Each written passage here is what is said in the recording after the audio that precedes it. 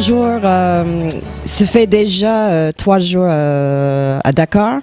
Et je peux dire que comme j'ai visité quelques écoles, etc., déjà j'ai commencé à noter où il y a des petits obstacles en Sénégal et aussi pour la plupart des étudiants ou entrepreneurs où ils trouvent il y a pas mal de challenges.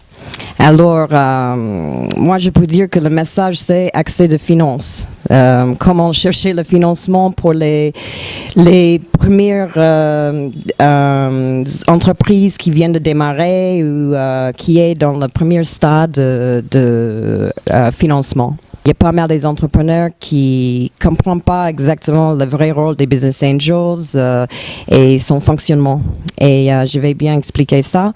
Mais moi, comme j'ai noté où il y a des obstacles pour même les Business Angels, pourquoi quelquefois ils hésitent avec certains financements, j'ai noté où il y a des faiblesses pour le côté des entrepreneurs. Et c'est pour ça qu'il faut comprendre les deux côtés. C'est comme la monnaie, comme les deux chaque côté.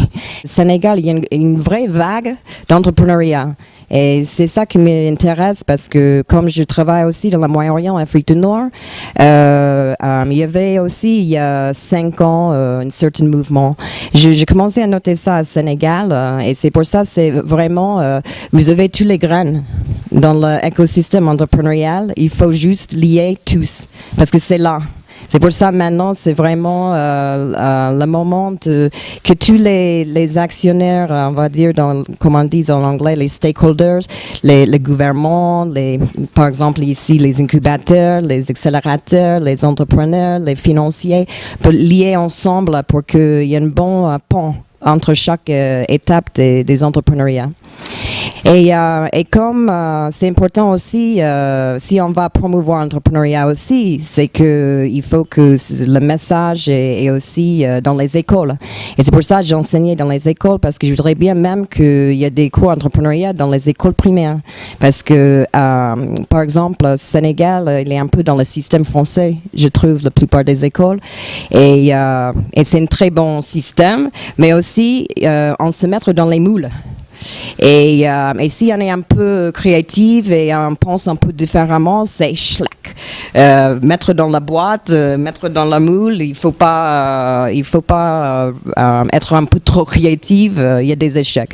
Alors j'ai mis quelques programmes entrepreneuriat dans quelques écoles qui est très interactive, qui est pour 4 mois pour développer le business plan, de faire toutes les phases d'innovation, finance, marketing, où il y a après les pitch workshops, comment bien présenter devant les investisseurs. Et après, j'ai un jury de tous les investisseurs, les banquiers, tous, pour lier. C'est pour dire que à l'école, c'est pas juste des professeurs, mais il y a des mentors qui sont des professeurs pédagogiques, mais aussi j'ai des coachs qui sont des serial entrepreneurs, des investisseurs ou des consultants, des experts dans les grandes sociétés qui accompagnent pendant le développement de business plan pour qu'on ait plus sur le terrain. Et en plus, c'est pas dans les cours, c'est que c'est face à face, quelquefois dans les cafés, on prend une bière ensemble. C'est vraiment pour que c'est décontracté, pour que on comprend vraiment l'environnement de chaque entrepreneur. Et après, je vais mettre les investisseurs dans le jury pour analyser des présentations des business plans. Et comme ça, ils connaissent l'école. Après, ils voudraient bien être plus actifs. Ils voient que comme il y a pas mal d'innovations qui est en train de sortir de l'école. Et comme ça, c'est ça qu'il faut renforcer l'écosystème, de lier les tous. Alors, j'ai fait certains programmes où il aime bien dans les autres écoles, etc., où on avait une bonne success rate. Que pour moi, l'objectif, c'est que même s'il y a 1 ou 2 qui va sortir le programme et qui va sortir et démarrer son école, démarrer son société, c'est déjà un grand succès. Aussi, je suis tellement intéressée par les écoles d'ingénieurs parce que c'est eux qui innovent dans les labs, etc. Et pour fusionner la gestion et de comprendre aussi qu'on peut démarrer notre propre société avec notre propre produit. C'est pas juste entrepreneurship où on est en train de travailler un peu pour l'entreprise où c'est eux qui a la propriété de votre produit. On peut démarrer notre propre société. Et c'est pour ça il y a des ingénieurs qui font des programmes qui ils changent le parcours. Il y a certains qui décident qu'ils veulent faire son MBA pour fusionner la gestion avec ingénieur et de démarrer après. Alors quelquefois c'est pas tout de suite, mais c'est pour ça que j'ai dit it's igniting the fire pour que toujours j'ai mes étudiants ou des gens qui prennent le programme qui viennent 2-3 ans après qui disent j'ai commencé de démarrer ma société ou il y a quelqu'un qui a acquérir mon concept, etc. Et mais c'est ça que si on voudrait bien devoir un environnement qui peut comprendre un peu des différents obstacles, les challenges dans la vie entrepreneuriale, il faut lier tout le monde ensemble. Et c'est pour ça moi, je crois vraiment qu'il faut être sur le terrain pour enseigner l'entrepreneuriat. Et on dit aussi, est-ce qu'on peut enseigner entrepreneuriat dans les écoles ou est-ce qu'on est déjà entrepreneurial? Et c'est ça aussi, c'est que oui et non. C'est que normalement, un entrepreneur, c'est déjà dans son ADN, c'est ça? DNA? Oui, ADN, c'est qu'il a certaines intuitions, certaines ténacités, etc. Mais aussi, dans les programmes entrepreneurs, dans les écoles, c'est que il y a certains qui, parce qu'ils viennent d'une famille très d'entreprise ou avec une certaine culture, que après ils pensent qu'il faut suivre un peu des expectations des familles. Mais quelquefois, quand ils prennent des cours, des programmes dans les écoles, ils voient que, écoute, moi j'ai certaines expertise, je vois qu'il y a une opportunité, je voudrais bien attaquer ce marché. Et après, pour être entouré par des professeurs et des experts, il voit qu'il commençait à voir certaine confiance qui peut démarrer aussi. C'est pour ça que quelquefois c'est une découverte pour certaines, et quelquefois aussi ceux qui disent je veux être entrepreneur, je veux être le boss de mon société, la flexibilité, pas d'être contraint dans une entreprise, la hiérarchie et tout. Mais après, quand ils font le programme, ils disent oh là là, il y a beaucoup plus de sacrifices que j'ai pensé et il n'y a pas un salaire à la fin de le mois chaque mois. Alors, c'est pas exactement pour moi. Et c'est pour ça, c'est ça un peu le positif dans les éducations. Et aussi, quand je conseillais pour les organisations internationales, c'est vraiment pour travailler avec les directeurs des programmes dans les Nations Unies, OCDE, pour aider des gouvernements, les ministères et aussi des incubateurs et tous pour travailler ensemble pour trouver où il y a des bottlenecks et pour renforcer l'entrepreneurial écosystème. Et c'est pour ça, c'est pour dire qu'il faut aller full circle, parce que tout est lié. Quand vous êtes en train de chercher le levée de fonds, le financement, il ne faut pas oublier qu'il ne faut pas faire des choses surréales pour dire que, OK, je suis en train de chercher le financement et après, votre société, vous avez moins de ventes, votre société commence de ralentir et tout, parce que vous êtes tellement, where's the money? Et c'est pour ça qu'il faut faire des choses en parallèle. C'est important de faire le levée de fonds, mais il ne faut pas oublier qu'en même temps, il faut sell. Il faut pas oublier, parce que ça, c'est un échec de la plupart des entrepreneurs. Il est tellement dedans avec le levée de fonds parce qu'il est en train de faire ses pitchs, de remplir les dossiers et tout, qu'il commençait de négliger un peu la société. Et comme entrepreneur, c'est très important de faire toujours en parallèle. Tout, c'est important. Et c'est pour ça, il faut pas. C'est pour ça que j'ai dit toujours. La société peut survivre, mais avec le financement, ça va l'accélérer. Mais c'est pour ça, il ne faut pas être trop obsédé avec le financement qu'après, il y a des concurrents qui commençaient de entrer dans votre marché. Aussi, je voudrais bien aussi de parler des partenaires. Il ne faut pas être trop obsédé par les partenaires parce que quelquefois on dit comme en anglais, what is so great about filling each other's weaknesses? C'est que vraiment c'est que c'est bien de voir certaines alliances stratégiques, mais ça ne veut pas dire que si j'ai pas Intel qui va être mon partenaire, ça va pas marcher, etc. et tout, pour qu'on est tellement focalisé sur les partenaires. C'est bien de voir certains partenaires qui est stratégique, etc. Mais il ne faut pas être obsédé, pas pour que c'est une focal point pour vous. Parce que quand même, quelquefois, je peux vous dire que, par exemple, j'ai un groupe qui était l'école de chimie, 3 chimistes, je veux dire.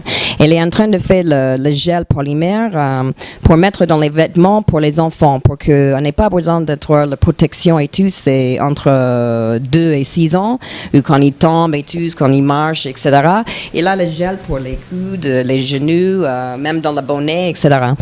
Et j'ai dit, OK, c'est génial parce que vous pouvez travailler dans le lab et être incubé à l'école parce qu'il a déjà ce gel pour les vêtements pour les motos et tous. Alors, mais c'est plus épais. Alors, eux, ils veulent faire plus fin. Et il a dit, on va sous-traiter avec cette société américaine qui fait le gel déjà et on va voir avec eux. Et j'ai dit, mais pourquoi? Vous êtes des chimistes. Et c'est pour ça, c'est ça comme il va perdre le financement. J'ai dit, c'est pas la peine que vous faites votre pitch devant des investisseurs. Et il dit, mais pourquoi? Vous avez dit c'est une bonne idée. J'ai dit, oui, c'est une bonne idée tous, mais c'est vous qui êtes des experts et tout. C'est pour 3 chimies de sous-traiter le gel, on va dire, c'est où l'innovation? Et c'est pour ça, après, elle avait décidé, oui, pourquoi pas, je ne vais pas sortir pour mon internship, je vais rester pour travailler dans le labo pour faire le gel plus fluide. Et en plus, il y a les grands chercheurs qui sont en train de chercher le polymère gel qui peut travailler avec eux. Alors, après, quand il avait présenté devant les investisseurs, il y avait mon collègue de Harvard Business Angels et qui est un accélérateur, l'Executive Business Accelerator, et il a dit c'est super ce projet, je voudrais bien aller plus en profondeur avec eux. Mais pour vous dire que quelquefois quand on dit pour financement, il faut bien regarder votre business model et aussi de voir que si vous êtes un expert dans certaines choses, essayez de faire le maximum vous-même parce que pour sous-traiter et tous, il ne faut pas oublier l'innovation. Parce que, par exemple, il y avait un autre groupe qui avait fait les vêtements où, avec notre... il arrive que s'il fait froid, il y a le vêtement qui harmonisait votre température du corps. Et le vêtement, c'est très léger et tout, mais il arrive pour qu'on n'ait pas besoin de les poules, etc. et tout. Et aussi, même s'il fait chaud, il fait pour qu'on ait moins chaud avec les vêtements. Mais eux, ils avaient dit qu'il va sous-traiter ça avec qui fait, mais eux, ils font tendance le vêtement pour que c'est plus tendance parce que quelqu'un qui fait cette type de matériel et tout, c'est pas très tendance ces vêtements et tout. Ça.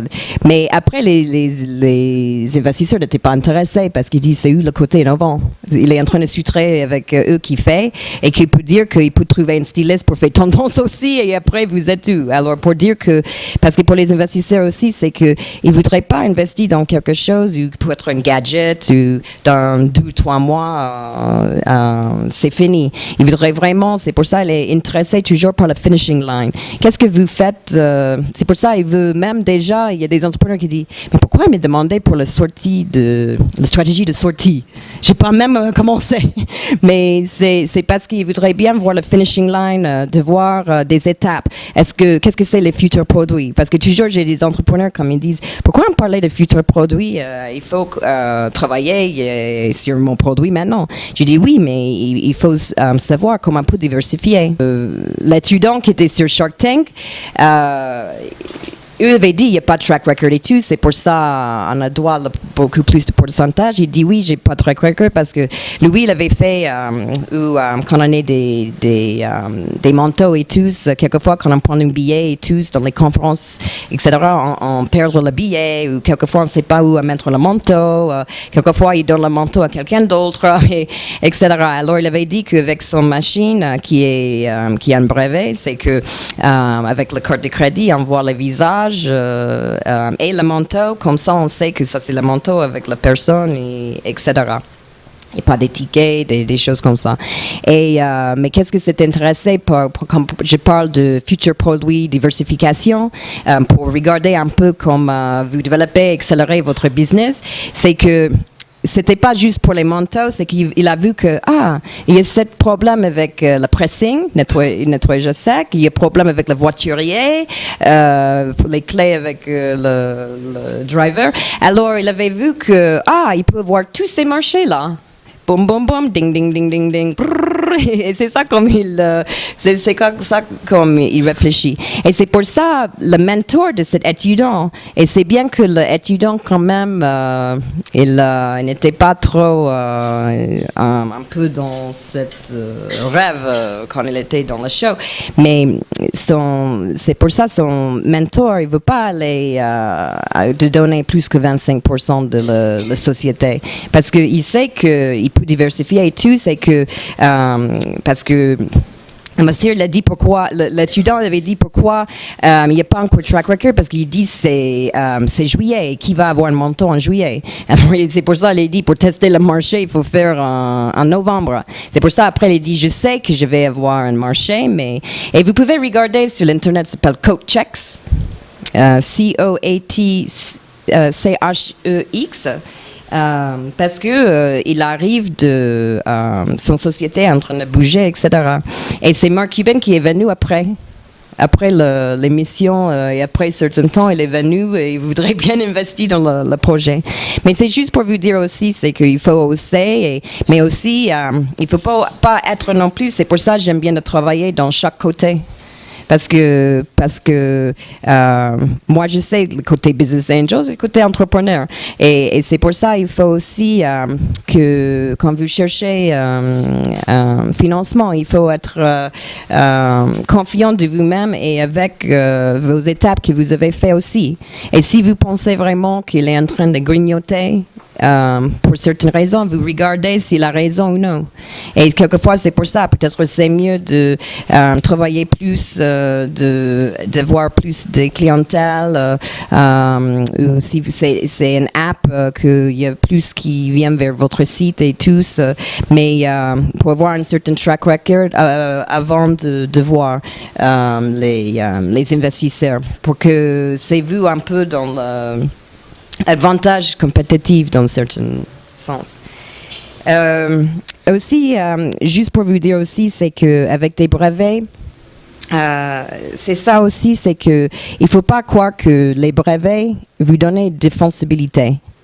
Les brevets, c'est bien d'archiver, etc., pour dire que j'ai mon brevet sur mon produit et tout, mais il faut pas oublier qu'il y a pas il faut pas dire que j'ai mon brevet et tout, j'ai mon défensibilité, etc., et de mettre comme c'est votre force, et même pour dire que c'est pour ça l'évaluation de mon société est assez valable, c'est parce que j'ai le brevet, etc. Aussi, juste pour vous dire aussi, c'est que quand vous cherchez de financement pour les angels ou capital risques, etc., n'oubliez pas que même si vous avez 51%, même si vous avez la majorité, il ne faut pas penser toujours que ça va dire que vous êtes le contrôle. Parce que je veux dire que la minute que vous demandez pour l'argent extérieur, vous n'avez plus le contrôle. C'est pour dire qu'il y a une autre voie. Vous êtes en train d'ouvrir un peu, votre société devient 2, 3. C'est pour dire que vous n'avez pas ce contrôle. Oui, vous avez majorité dans la société, mais en réalité, vous perdez un peu de contrôle. Et il ne faut pas oublier ça. Et aussi, de n'oubliez pas non plus, c'est que en plus avec certains dans les incubateurs comme ici, si c'est avec des projets high-tech, etc., c'est que n'oubliez pas que c'est très bien de faire votre pitch pour faire être très punchy avec vos elevator pitch, etc. Mais si vous n'avez pas une prototype viable and workable, le pitch c'est pour rien, parce que après c'est ça qu'il voudrait bien voir si vous avez un prototype. Si par exemple vous travaillez un peu sur votre comité stratégie avec un ou deux qui est dans ces hôtels et tout, qui peut vous aider avec des visions stratégiques et certains réseaux et tout, comme ça il va voir que vous avez certains dans votre comité, partie de la société qui croient à vous et qui est en train de mener votre projet, et comme ça il va avoir plus confiance de faire, parce que c'est ça que oui, avec certains, quand vous êtes en train de démarrer, il veut avoir un certain track record et tout, et comment vous pouvez avoir le track record quand vous avez déjà bloqué pour avoir une certaine partenariat pour la formation des étudiants. Mais il y a je peux dire qu'il y a une société qui était un peu comme one-man show, mais la raison que les investisseurs voudraient parler un peu plus avec lui et donner une chance de discuter avec lui, c'est parce qu'il avait eu un comité stratégique, comme il était sur une plateforme Internet sur les médecins douces. C'est que dans son comité stratégie, il avait eu le directeur de Facebook, il avait quelqu'un de Google, il avait eu l'expert dans le social media, etc. Alors, il avait vu, il était bien entouré, et que même s'il est tout seul, on sait que le comité stratégique peut mettre dans les bonnes mains, etc. Et c'est juste avec un peu de campionnement, il peut arriver. C'est pour ça qu'il ne faut pas oublier, c'est ça, c'est votre comité de surveillance. Vous avez bien entouré, quelquefois on ne réfléchit pas, mais c'est ça qui donne un peu de cushion de confiance. Je voudrais bien que à la fin de conférence que vous partez avec certains outils quand même. Et il y a, par exemple, pour le elevator pitch, on va dire qu'on est à Microsoft, on entre dans l'ascenseur et il y a Bill Gates. Et on est quelques étages avant que vous allez à votre bureau.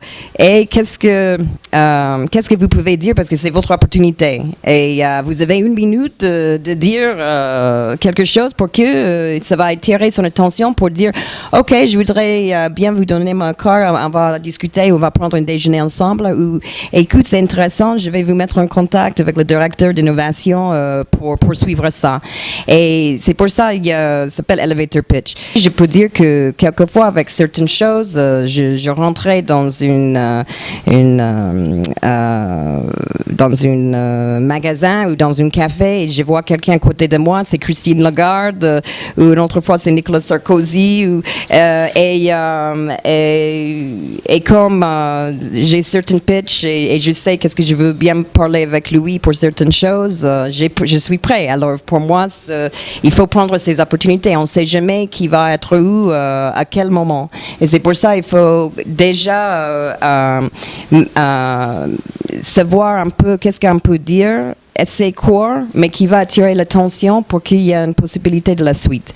Moi, je peux dire que pourquoi je crois toujours dans les mentors et tout, c'est parce que quand j'étais à Pont-de-Chaussée, j'étais en train de faire un projet et c'est mon professeur, qui est un peu mon mentor, qui a dit « Écoute, vas-y, foncez, prendre ce projet et présenter à Richard Branson. » J'ai dit « Oui, mais je ne sais pas, parce qu'en plus, tout le monde dans la classe, avec mon projet...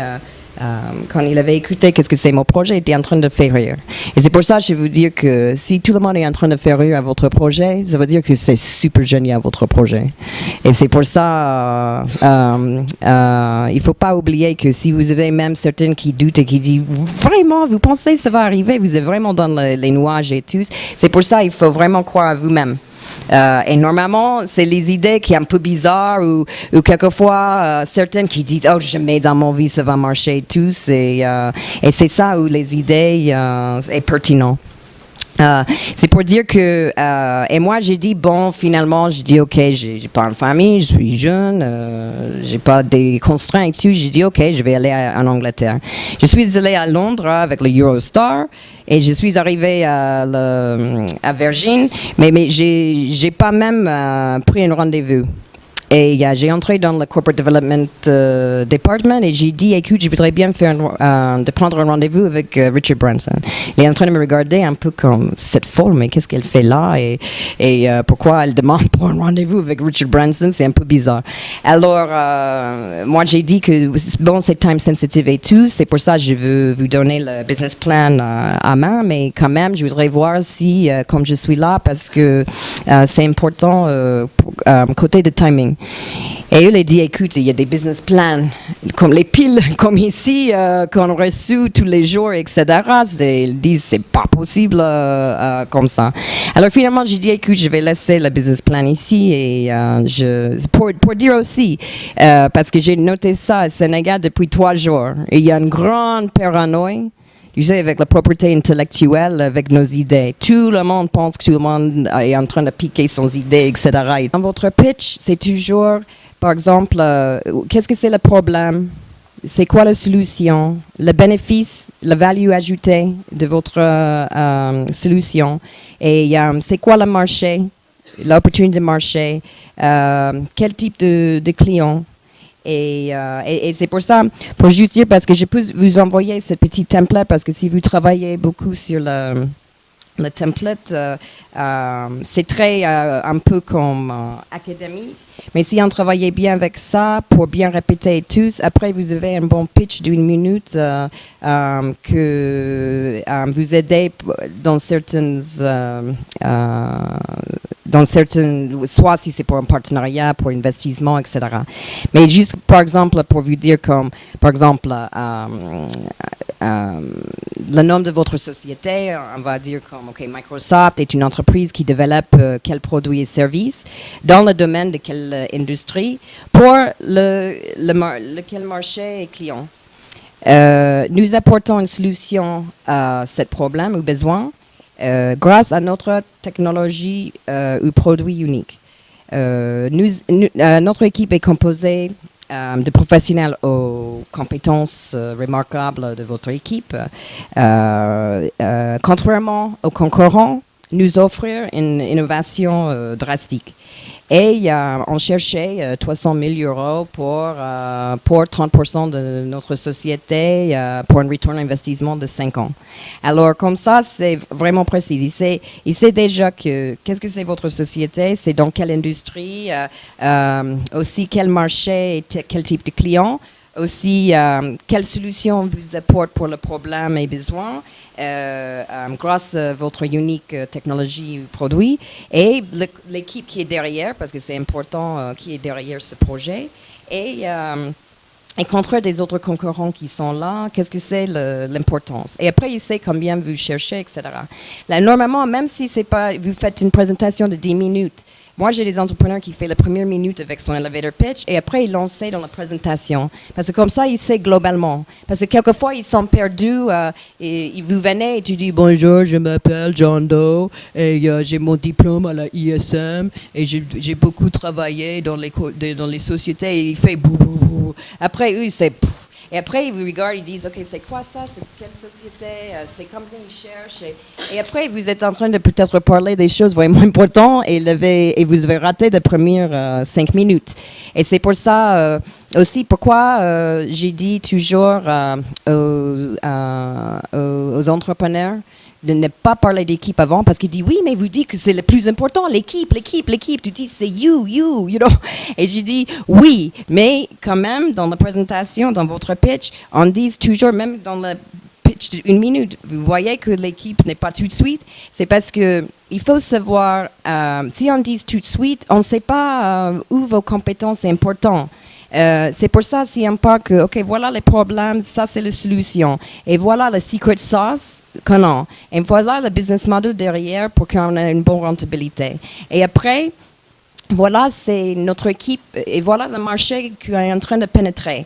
Et après, on voudrait savoir, OK, comment il va porter ce projet? Alors, on voit qu'il y a un marché, il y a ce problème, solution. Est-ce que l'équipe est capable de faire ça? Après, il regarde les compétences d'équipe. Et après, on lance dans la finance parce qu'on dit, OK, l'équipe est bien, alors est-ce que c'est viable? Est-ce que cette équipe est assez réalistique, etc., avec la finance? Et c'est pour ça, après, il va regarder les finances. Et dans votre présentation des finances, n'oubliez pas qu'on n'est pas intéressé par le bilan, le compte de résultats avec tous ces chiffres-là. C'est le flux de trésorerie. Il veut juste voir l'hypothèse haute et l'hypothèse basse sur votre flux de trésorerie. Parce que c'est ça qui connecte tous sur le bilan. Et c'est montrer que votre trésorier et votre société est saine. Et c'est ça qui est important pour eux. Ça, c'est une vraie highlight. Et après, vous regardez vos milestones. Qu'est-ce que c'est vos étapes pour la stratégie de votre société, mais aussi l'étape pour la levée de fonds. Peut-être maintenant, vous avez besoin de 100 000 € et peut-être dans un an, vous avez votre version 2 de prototype où vous commencez de faire une expansion et il y a une autre levée de fonds. Comme ça, ils regardent. Et aussi, c'est que après, il voudrait bien regarder, OK, vous cherchez 300 000, mais c'est le financement, c'est pourquoi pour votre 300 000. C'est pour le R&D. Il ne veut pas juste que, OK, c'est pour le R&D, le marketing et pour remplir l'équipe. Parce qu'il voudrait bien savoir si les 100 000 €, c'est vraiment pour le R&D et le marketing, combien. Parce que quelquefois, s'ils disent, OK, 50 000 pour marketing, 100 000 pour R&D, il va dire, OK, vous êtes société de luxe et vous demandez 50 000 pour le marketing. Quand 100 000 pour une page à Vogue, c'est 100 000 €. Alors, ça va pas. Vous n'arrivez pas de même faire de promotion de votre société. Et c'est pour ça qu'il voudrait bien voir si le usage les fonds est bien correct. Parce que même s'il voit que c'est juste pour payer les salaires, il va dire bye-bye parce que eux, ils veulent investir dans l'innovation, le produit pour mettre en avance, pour pénétrer le marché. Alors, pour les salariés, c'est vraiment la fin de la fin. Il veut quand même voir que, OK, peut-être vous n'avez pas un salaire pour 1-2 ans et après, petit à petit, comme votre produit, avoir un certain retour. Et après, c'est ça qu'il voudrait bien voir, c'est quoi la stratégie de sortie. OK, dans 5 ans, qu'est-ce que vous envisionnez? Un rachat de votre société, entrer dans la bourse, si vous faites expansion internationale, il est intéressé de...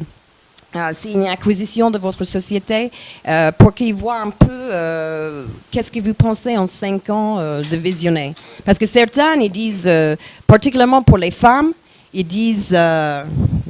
particulièrement pour les femmes, ils disent, les femmes disent la plupart du temps, j'ai vu ça dans tous les pays, je peux dire, mais c'est toujours, ils disent, les femmes, c'est, mais je vais développer le business. Il dit, vous ne savez pas que, par exemple, Gucci Group va acheter votre maroquinerie, votre société de maroquinerie.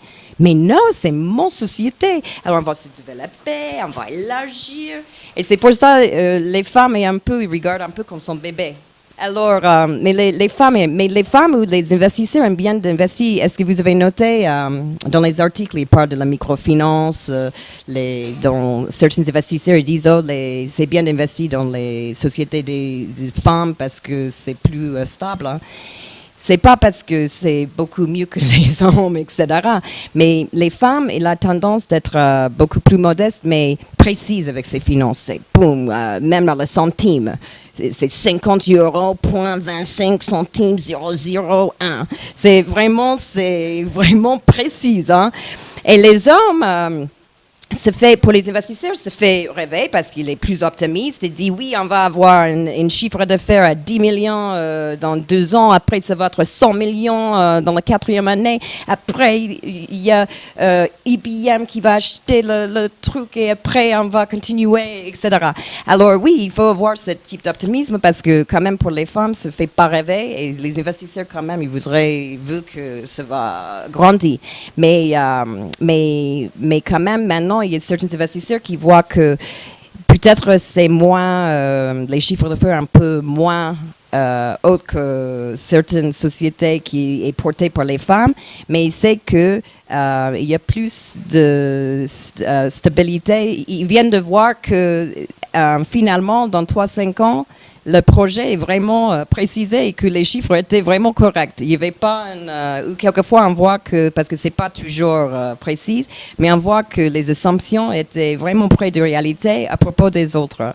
Alors, ils avaient commencé à noter ça un peu avec les femmes. Mais les femmes, le problème, c'est qu'elles veulent rester un peu avec son bébé et il est un peu du mal de laisser.